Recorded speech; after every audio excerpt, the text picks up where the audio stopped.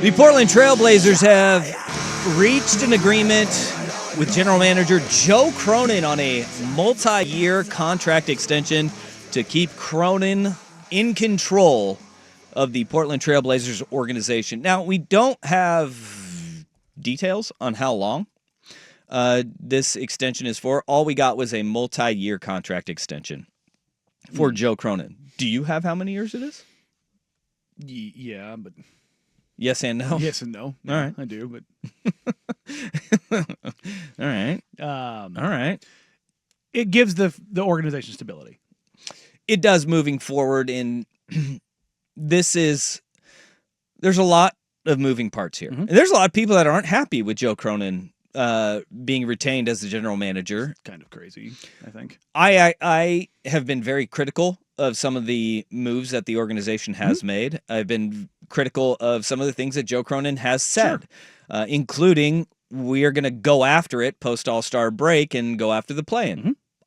But with that said, it's pretty ridiculous to say that what Joe Cronin has done has been a letdown as general manager, because I feel like everybody needs to take a step back when you have those feelings and remember what he took over.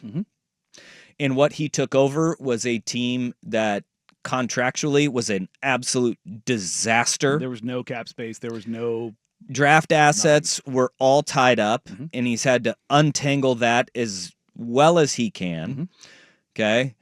And he was in the middle of, right when he takes a job over and starts this transition, unloads guys like CJ McCollum, Cove, and as he's moving things along and moving things forward, oh, by the way, the tentpole of the organization, Damian Lillard, requests a trade.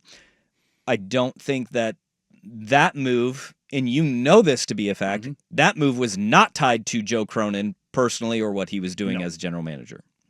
That wholly had to do with Damian Lillard at the point in his career, seeing the writing on the wall and going, if I want to get a title, I've got to do it somewhere else. You have also said that there may be some remorse in that from Damian Lillard and some regret on moving out of Portland. Yeah, I mean, the Dame publicly and privately has said, you know, the grass isn't always greener. When he was here, when he would be asked about, you know, the star is asked out, he was like, I remember the line that he had was that. Yeah. Look, man, it's the grass isn't always greener. I mean, he went from the face of this city and of the franchise and everything else to Milwaukee, where he's not. No. Life is different when you're in the number 2. And Dame is one of the best to ever do it. Giannis might go down as a top 20 player of all time. Like, that's the nature of that beast. And he knew what that was, but... And there's a difference between top 20 and top 75. Yeah, there is. You know what I mean? Look, Dame will flat out tell you, like, Giannis is that guy. He's wanted to play with him for years. And he knew that, but you don't know what it is to not be the franchise guy until you're not anymore. And so that part of it, I think he's like, oh yeah, life is a little bit different when everything isn't built around you, catered to you. And it's not, I'm not talking like about the ego stuff. It's just different, right? Yeah. And look, I agree with you wholeheartedly on the, like, what they chose to do after the All-Star break. I mean, I was the one that asked Joe about, you know, what are you going to do? And that's when he said, I'm not going to take the play-in off the table for these guys. And I was like, all right, not the way I'd go, but all right. Micro and macro. The micro, there's always decisions that are made where you go, oof. The macro is, from a financial standpoint, this team is in a far better position than it was before. From a draft capital standpoint, it obviously is. And when you trade your franchise player, obviously that will help. And it's undeniable what they have done through the draft is exponentially better than when Neil O'Shea was in charge of the draft. Look, I get the you carry the water for the Blazers, blah, blah, blah, blah, blah. And it's not that. It's that Joe Cronin and his staff have done what I wanted them to do with Dame. They went from the least athletic, least explosive team in the NBA. This is not hyperbole. A lineup of Damian Lillard, CJ McCollum, Mo Harkless, Al-Farouq Aminu, Yusuf Nurkic. Who's the big athlete in that? Mo? Yeah. Mo is the best athlete in that lineup. And don't get me wrong, Mo's a good athlete, but he's a guy that, I hate saying this, but he didn't love basketball. He liked the idea of being an NBA player.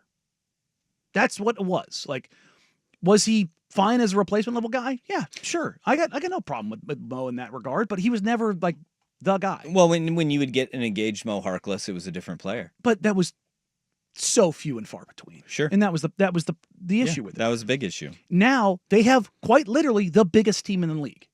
They're incredibly athletic. Shaedon Sharpe is probably one of the 5 best vertical athletes in the NBA in the last 20 years. Denny Avdia is a 6'9", 245-pound wrecking ball. Scoot Henderson is a tailback. Donovan Clingan is 7'3". Tumani Kamara is a 6'8", incredibly good wing. Chris Murray, another like multi-dimensional 6'8" wing. Roops is another guy that you're looking at like, hey, he maybe could be a guy. He's also 6'8". Their team is huge. This is what I have wanted for years. If it doesn't work, it doesn't work, and I'll eat crow.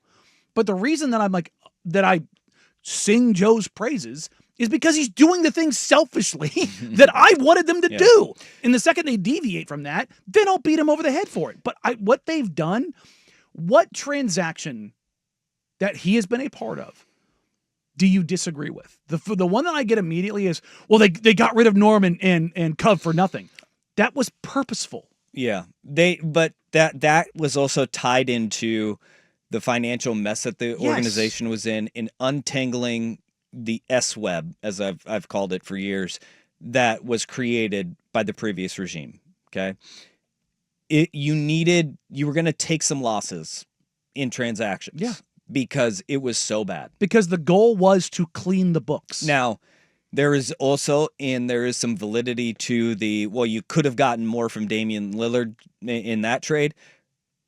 That is true, but you did right by the star, and you have continually tried to roll those moves over into moves that make sense and creating more assets for you. The move that they didn't make is probably the one that's like most frustrating, and that's not moving Rob. And I get it.